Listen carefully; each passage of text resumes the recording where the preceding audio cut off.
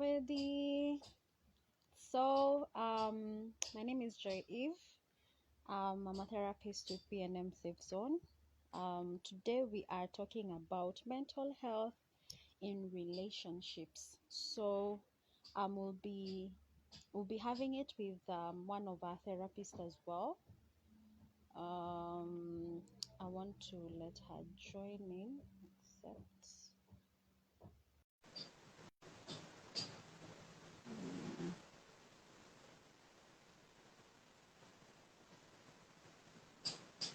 Okay. Hello. Hi, Amina. Can you hear me? Yes, I can hear you. Can you hear me? Yes, I can hear you. I don't know why it was refusing to accept you in, but I'm glad that we are here. So you can introduce yourself a bit so that people can get acquainted to you. Okay, great. So, hi everyone. My name is Amina, and I am a counselor psychologist at Bnm Safezone. I am a counseling psychologist. I am a student. I am a mother. I am a wife, amongst many titles. I specialize in child psychology. Yeah. And I'm just very excited to be here today and to talk about this really prevalent topic today. Yeah, so you had mentioned that you wanted to talk a bit about relationships. So let me just say hi to some people who've already joined in. So Nyambura, Anita, hi. So I can see I can see Joyce. Hi, Joyce Nyingi. That's our client. Hi, Hi, Maham Sham. Yeah, hi, Mahasham. Mahasham. Oh, okay, sorry. Yeah. There's, hi, Sue. Welcome to the live. Hi, Naomi. Hi, Naomi. It's nice to see you. There's Yamna Ibrahim. Hi, guys. There's Cam Official. There's Jimmy. Hi, Jimmy. Welcome to the live. Yeah, so I think we can start. So introduce a bit about the topic you wanted to talk about. Okay, so today I wanted to talk about mental health in close relationships. Yeah. And I think when initially we were talking about this topic, one of the questions was, what do we mean by close relationships? Like a spouse relationship? Is it a partner-partner relationship? Is it a mother-child relationship? Because that's all relationship, right? And then when I was doing further research, I came to realize a relationship is basically a connection between two people. Yeah. So regardless of what that connection is, or however people define it, that is a relationship. Yeah, And definitely. so I came to realize there are a lot of things that across the board can apply in every relationship setting, be Yeah. it a friendship, be it a romantic relationship, if it's maybe a friend-friend type of relationship, or a boss and a colleague, or something like that. That's still a relationship. Yeah. But the basis of our discussion today is mental health and how it affects that relationship. And Yeah. so I think the biggest thing is that your mental health affects everything. It Hmm. affects how you function, it affects how you work as a person, it affects how you relate with other people. Yeah. So how does that mental health then apply to when you're in a close relationship with people, Yeah. right? So that's Yeah. what we're going to be discussing today. Yeah, I know so many people ask questions like what is actually mental health? What is mental health and how do I know that I need mental health in relationships? So people will be like, mental health, what is mental health? And how do I know Yeah. that I actually do need mental health in relationships? Can we give a bit of a brief about that? Okay, so your mental health is basically your well-being, right? It is the trifecta of your body, your mind, and your soul, as we like to say. Yeah. And mental health simplified is basically how you carry yourself, your Yeah. behaviors, your Yeah. personality, your interactions, how do you relate with people. That's Yeah. all your mental health, right? And then it's also your well-being in terms of how you take care of your mind. Yeah. So, is it that you're a person who can't concentrate? Are you a person who, for example, gets very easily angered, agitated? You know, that's all part of mental health, right? Your behaviors, that's all mental health. And then when it comes to mental health and relationships, a lot of people sort of they don't like to form that connection that your mental health affects your relationship, right? Yeah. Because it can be very confronting, you know, like, what do you mean? Why are you telling me that? But Yeah. in reality, your mental health is who you are, and who you are affects how you are in a relationship. So your mental health obviously contributes such a large portion into how you interact in that relationship. And Yeah. however it is that you react to situations in your relationship, be it good or bad, right? So that's a little bit about that. Yeah. So how do you know that you actually need mental health support so that you can have a better, healthier relationship? How do you know that I'm not okay and I might actually need a therapist to help me have a better relationship experience? Okay, so one thing I always tell people is that you always need a therapist, whether Yeah. you're not okay or okay, because you don't have to be at rock bottom for you to go for therapy. Therapy isn't something that you do as the last resort. Therapy should be something that you do as a way to take care of yourself. In the same way, we go for checkups, right? In the same way as ladies, maybe we go for HPV clinics and gynecology clinics. It's Yeah. the same thing, you know? It's the same way that you're taking care of your physical health, that you take care of your mental health as well. So therapy should never be the last resort. Yeah. But there are warning signs that you can see where your mental health is severely being affected, and in which now you need to sort of take the active push towards getting assistance or getting help. And so some of those signs, you know, we call them the trigger signs or red flags that we can see, which is you're crying too much, you know, you're in a very depressive state, you are unable to physically do anything that contributes to your well-being. So you're unable to leave your house, you're unable to leave your bed, you're unable to take care of your personal hygiene, you know, you can't shower, can't brush your teeth. You're not eating or you're not sleeping or you're eating too much and sleeping too much. You're easily angered and agitated, you know. So even if your partner or even whoever you're relating with, when they respond to you or when they talk to you, you immediately snap, you know. And so basically unhealthy coping mechanism, you know, drug use, drug abuse, Yeah. you're not, yeah, you're not taking care of yourself very well, and in such, these are very small signs that maybe can be there for only like a couple of days and then they go away miraculously and you're like, ah, no, I'm fine, it was just a phase. But you know what we say is that these phases build up and then they affect you. So today you had a phase, you go from 100 to 90. Next week you have a phase, you go from 90 to 80, and eventually then you're at rock bottom, right? And then you're of no help to yourself and to the person in the relationship with you. So the first thing about taking care of your mental health in a relationship is to always remember a relationship you're both contributing, right? Yeah.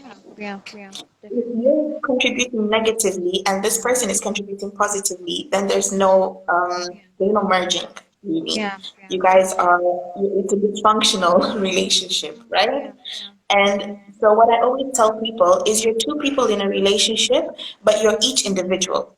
Yeah. And in so, if you're strong individuals, then your relationship is stronger. But if one of you is weak, then you need to ultimately just decide to take care of yourself, Yeah. right? Yeah. And in that, you're also deciding that you're basically adding to your cup so that Yeah. you have more to give, right? Yeah. Definitely. Yeah. Yeah. Wow. I mean, sometimes I think because so many people go into relationships and the only thing they think of is just love. I'm in love with this Yeah. person. I love this person. But then not so many people actually, talk about the importance of actually looking at yourself. Are you able to have like, skills that enable you to honestly be in a more healthier relationship?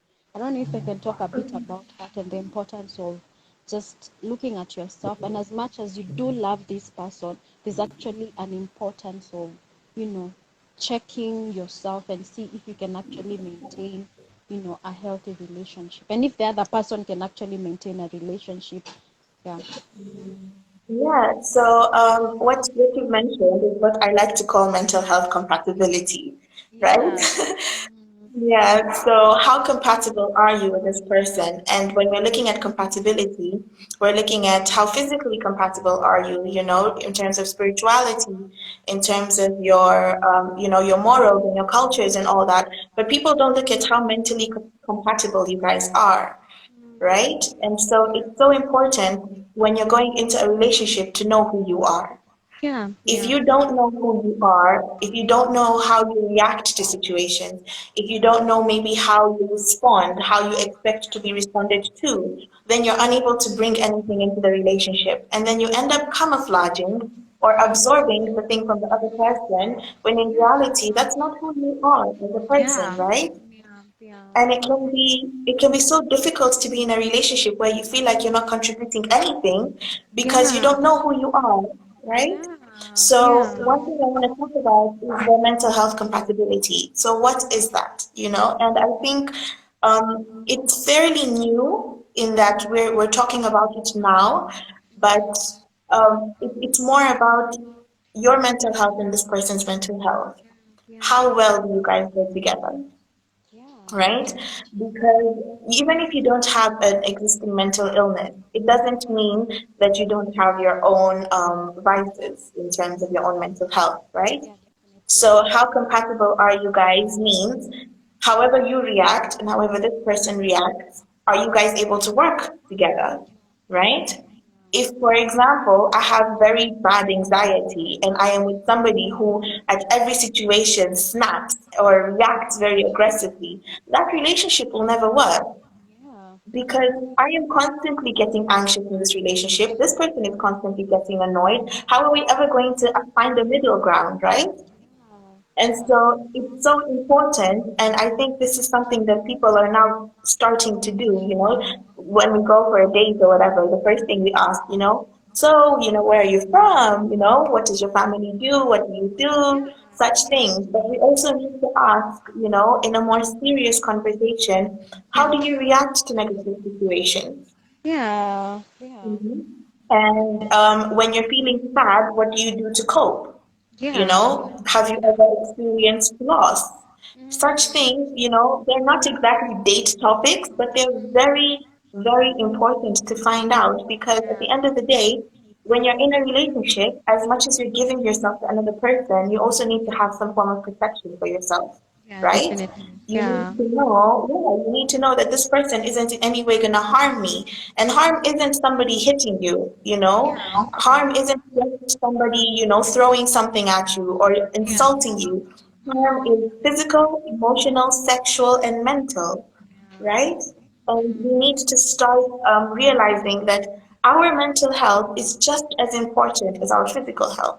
Yeah. So as Yeah. much as we want to take care of ourselves in all these ways, we need to take care of ourselves mentally as well. Yeah. I actually love what you're talking about. I mean, like, yo, some people go into relationships with crazy fears, and sometimes somebody actually ends up, disposing some fears, especially in relationships, and it can definitely feel Mm. overwhelming. So let me just shout out some people who have just joined in. So Nyambura is saying she's learning a lot. So, Really? yeah, Pascal, I see you. Thank you for joining. So, guys, if you have not followed us, also follow us as well. There's Martin, there's Violet. Thank you for joining, guys. There's Ecclesia, yes. There's Wanyoni. So, guys, thank you so much for joining. There's Monir. There's I'm sorry if I'm reading your name wrongly. So, zenye sitaweza kupronounce pole. There's Shafiq, there's Wamboi, Blessed Ed, hi. So yeah, so let's just continue. There's some people who mentioned they can't seem to understand why they keep on attracting toxic, relationships. Can you talk about mental health and where you are mentally and the kind of people you actually attract? And I really love that question. It's something that we don't talk about often because Yeah, the type of people you attract, right, yeah, are the type of people that feed off of your energy, right? And yeah, so there are two theories to that. The first is that you're trying to replace a toxic person with another toxic person, yeah, and so you're not breaking that chain of self awareness and then realizing I'm attracting so many toxic people. I need to step back and look at myself and why am I just filling this toxic void, right? And yeah, what is that toxic void? Is it yeah, somebody who doesn't care about you? Is it that you're lacking romance? What is that? What is this toxic that you're constantly attracting, right? Because I've come to learn toxic to one person is heaven to another. Right? yeah, yeah, yeah, So at the end of the day, you need to define your toxic, define your poison. Let yeah, people, be very aware of what is this toxic that you're talking about and what characteristics are you attracting. And so the first theory is that you're constantly trying to fill a toxic void. So you're replacing one bad with another bad with another bad, and you're never breaking that cycle, right? yeah, And then the other is that you're trying to reflect the opposite of who you are. mm, So you know how people say opposites attract? yeah, yeah, I I am very conflicted about that very statement because yeah, at the end of the day, as much as toxic opposites attract, sorry, does mm, that mean that the opposite of good is bad? And does that mean that yeah, one has to be good and one has to be bad? mm, That you're never gonna say opposites attract is a very loose statement yeah, to sort of show that even opposite people can attract each other. But it yeah, doesn't mean that you have to have very opposite characteristics for yeah, you yeah, guys to know, right? mm, So when people say opposites attract, they're using it to say that somebody who is maybe very soft spoken can be somebody very loud. yeah, But yeah, in reality, the person who is very loud might be toxic to this particular soft spoken person, right? yeah, So yeah, sometimes we fall in love or we get into a relationship with people who are the opposite of us just because we want to sort of live vicariously through them, yeah, right? And yeah, so one of the things I would suggest, if you feel like you're constantly attracting the wrong people, yeah, is to always just take a step back, mm, reevaluate, what do I want in a partner? mm, And what have I been looking for in all these partners, yeah, and yeah, what are they doing wrong, or what do I feel like they're doing wrong? And then also just ask yourself, who am I as a person? What do I bring into a relationship? yeah, you know at the end of the day a relationship is with two people ultimately, and so yeah, you also need to evaluate from your own standpoint. Are you stable? Are you yeah, mentally stable? Are you yeah, physically stable? Are you in a good place where you're actually attracting the right people and yeah, not just trying to reflect or live through other people, because sometimes we attract the wrong people because we want to see what it's like to live yeah, with them. We're almost challenging ourselves, right? But we end up losing so much when we're in that toxic relationship. And if it's toxic after toxic after toxic, then it gets so draining, And so you need to take a step back and just ask yourself, why am I attracting the wrong people? And if I am, what do I need to do to change that? yeah, And then also, how do I now start evaluating from the beginning? As soon as you see these red flags, please, right? yeah, And that's what I always tell people. I always say, let's just not take red flags for pink. yeah. Let's say if it's red, it's red, right? If it's red, it's red. So Yeah. yeah, sometimes we try to romanticize a toxic relationship because there's something we're clinging onto, or we don't want to be lonely, or we don't want to Yeah. to leave a relationship because of the guilt. But at the end Yeah. of the day, if it's toxic, it's toxic, It right? is toxic. Like It we is have to call a red flag, and we have to leave before we lose even more of ourselves. yeah. Yeah. So guys, red flags are not pink flags. Yes. So what about fear? I feel like so many people struggle with fear because yes, they can see the red flags. This guy is beating on them, he's not so nice or she's not so nice, but I love him. I love her. Yeah, yeah. So how do you even address such situations? Okay, so the one thing I always tell people is fear is a crippling emotion. Yeah. Fear is something that can completely destroy you because at the end of the day, it makes you not move, it makes you not change, right? Yeah. And despite how terrible of a situation you're in, the fear of leaving that situation is often worse than the situation itself. Yeah. Yeah. Definitely. So, in certain situations, you can respond differently, right? One of the things I always say is if you have an out, use it, right? Yeah. And the out is as soon as you see an opening, or rather, as soon as you see a time where this relationship is starting to affect you so negatively, if you have the ability to walk out, right? And Yeah. then now you're battling guilt, you're battling shame, you're battling embarrassment. But those are things that you can work through. Those are emotions you can work through, right? But fear is the one thing that stops you from leaving. Yeah. And so if you're in a situation where you feel like you're maybe in physical harm, or your child is in physical harm, or maybe, your family or something like that, get help. You know, in our country in Kenya, we have Usikimia Foundation. We have different foundations in different places where you can go to. We have Shopko, the organization, where you can easily go and report domestic violence. You can go and report, any form of sexual violence that you've experienced, and you will get help, right?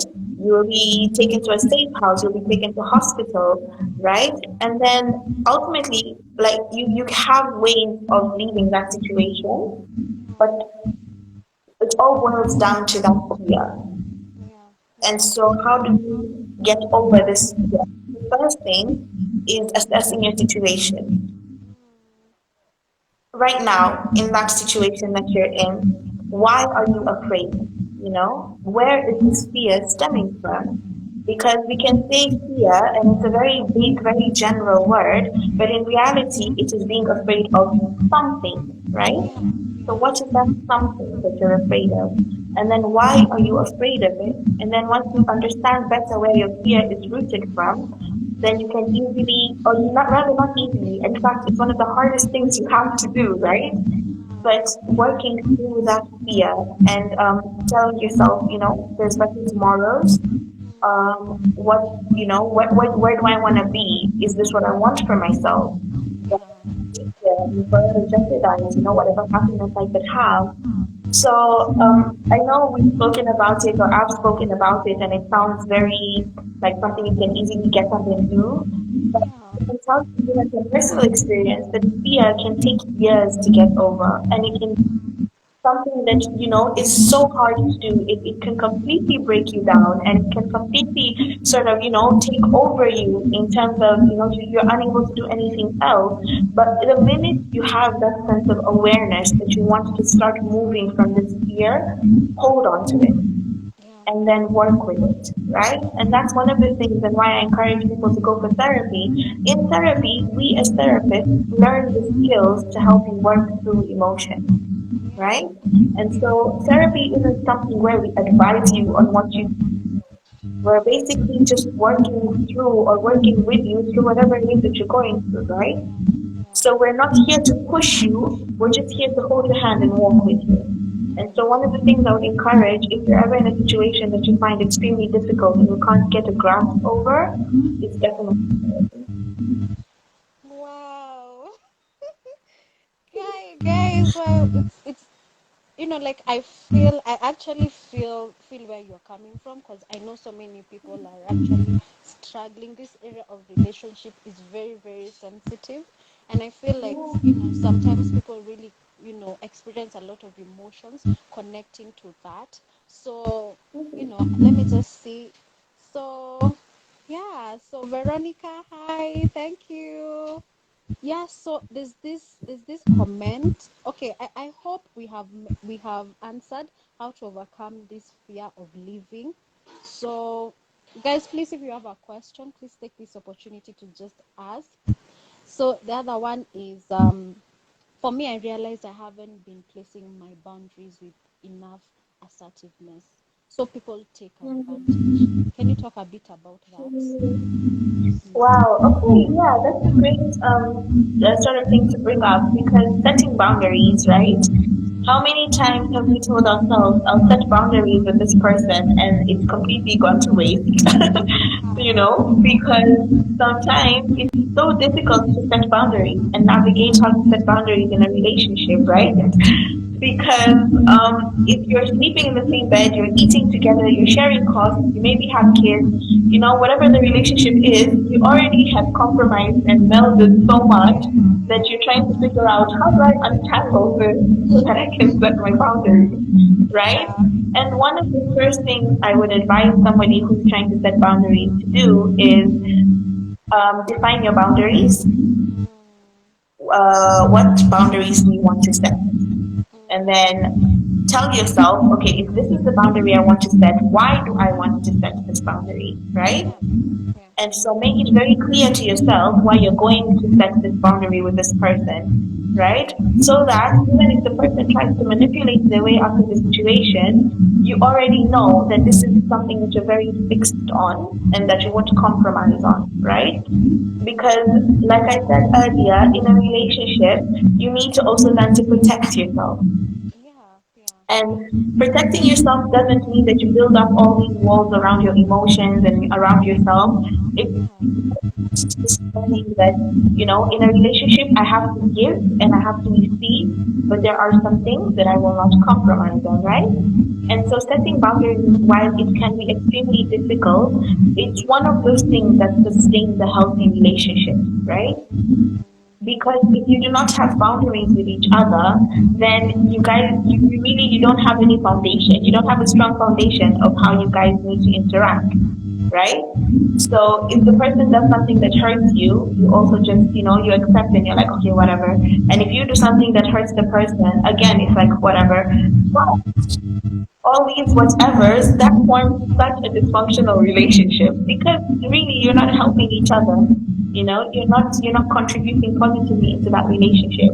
So the importance of setting boundaries is that it defines, and once you have a clear definition of that relationship, with you because they already know there are things that you won't compromise on, right? Wow. And so the thing again now, yeah, Yeah, that's people actually taking so advantage of you powerful. Yeah. is that if they take advantage of you because they feel like they can, Yeah. right? Yeah. Yeah. There's that space. They feel like there's a gap and you're not strong enough that they'll just be like, ah, she'll compromise or he'll compromise.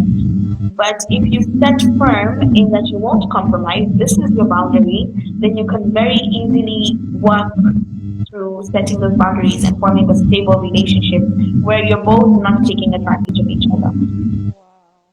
I think one of the things that has not been sensitized is sometimes in relationships you actually do need to protect yourself, and also it's Yes. okay to form boundaries. It's fine. In fact, somebody Yeah. who accepts you with your boundaries, it's actually a show of love. So if somebody feels Yeah. like they have to, like, you know make you feel bad all the time, it shows that they don't respect you, and actually that's a Yeah. ground for toxic relationships, toxic, yeah. So there's the Yeah. other Yeah. question I actually didn't.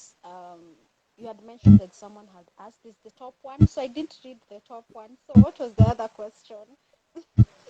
Which, somebody was asking how do you navigate mental health and friendships, right? Yeah, yeah, yeah. And that's also a very tricky minefield because, okay, one thing I would first consider is how long have you guys been friends for? Yeah. right? Because if you've been friends for a very long time, let's say, and you're concerned about your friend and you think maybe their mental health is rapidly declining, you can bring up that conversation and tell them, be very honest. One thing I think people these days don't shy away from is having an honest conversation. So just tell somebody, I have noticed that you have been going through this and this and this. Are you okay? Yeah. And then let somebody reply honestly, and create an area of non-judgment. You know, so don't let them feel like if they tell you maybe that they're going through something that you'll laugh at them or you'll point fingers. And then another thing is, um, very sensitive. People out there are going through so much, right? Our friends included. And sometimes part of their journey is working through whatever they're going through alone. So it can be very sort of insensitive of you to start bombarding yourself and telling them, tell me what you're going through. I want to understand. The best thing that you can do as a friend is tell somebody, I am here for you, and in whatever capacity I can, help me help you. So let the person who is on that receiving end sort of tell you what they need from you and how you can support them, right? And in the same breath, if you are experiencing mental health difficulties and you're finding that one of your friends or a certain friendship that you have is compromising your recovery, then you need to talk to that person. And it can be very, very, very difficult to set a boundary with your friend, right? For example, I had a client who was a recovering alcoholic and made a certain, was sort of integrated in a certain friend group where their Sunday plan was to go drinking, right? And they had a bash and it was a whole affair for them. And that was how they were, that's how they celebrated. But he had to, at some point, tell them, I can't go drinking with you anymore because this is my situation. I am in recovery. And he lost that friend group. Ultimately, he was kicked out of that friend group, right? And it was such a difficult time for him because he thought he had finally gotten a solid friend, a solid friend group. And so one of the things that he had to sort of work through was realizing in a friendship, if a friend is not doing you good, and if they're not contributing positively to that friendship, it is okay to leave that friend. Yeah. Yeah. It's okay. Yeah. Yeah, definitely. So, wow. So, guys, if you have a question, kindly just type it down. So, we are going to, if we are not able to actually discuss it today, we can always have another day, at least next week, and let's talk about this. If you have a question about relationship, you can always DM us. And if you feel like you need therapy for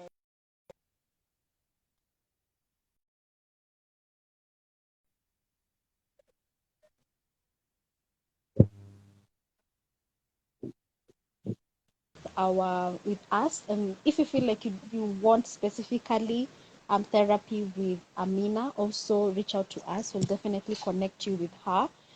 So yeah, is there any other thing you'd like to add? I think I just want to encourage everyone that when in a relationship, regardless of the dynamic of that relationship, always know who you are as an individual. Yeah, yeah, And so when you know who you are as a person, you have more to contribute in that relationship. yeah, Despite instead of learning who you are in the relationship, because then the other person can define who you are, yeah, right? And then, guys, like I said earlier, red flags are red flags, so don't take them for pink. yeah, Yeah. yeah, If it is toxic, it is toxic, and you need to reevaluate your status in that relationship. mm, And then relationships are always going to be a minefield in terms of there are small things that can blow out of proportion for different people. But one of the most important things is to always ask yourself, why am I in a relationship with this person? yeah, Whatever it is that we're going through, is it something we can work through because we work well together? It shouldn't be that every small thing is a big trigger in a relationship. yeah, Yeah. Always, every time you're in a relationship, take some time back, evaluate yourself, and evaluate your purpose in that relationship.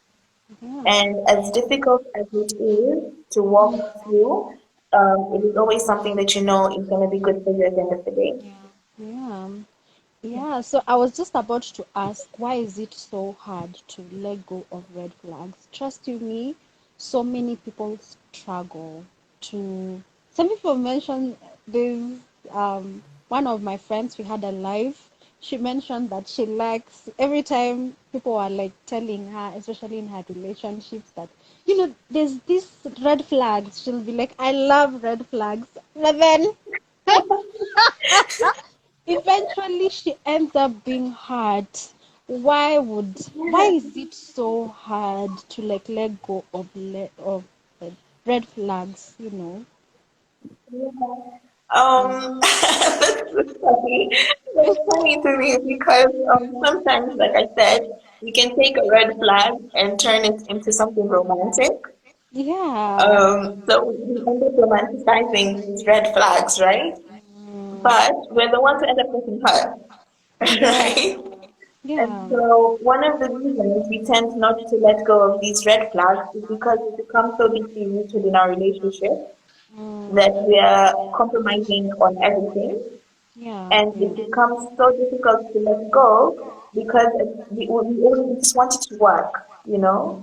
We have this innate fear of failure or of loneliness, and so we're always convincing ourselves that a red flag isn't necessarily red, maybe it's something she can work on, maybe it's something she can change.